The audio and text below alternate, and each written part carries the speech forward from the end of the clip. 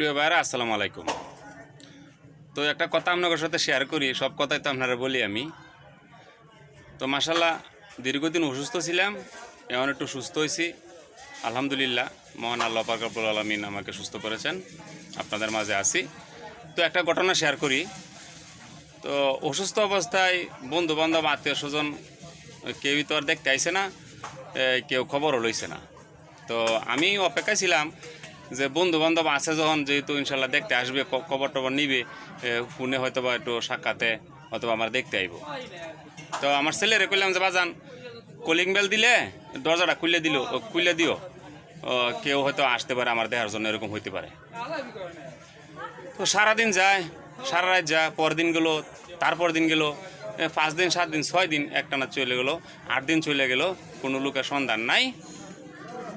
তো বুধবার দিন সকাল 10টা বাজে একটা কলিং বেল আসছে। আমি ভাবছি যাই কোনো বন্ধু বান্ধব আসছে মনে।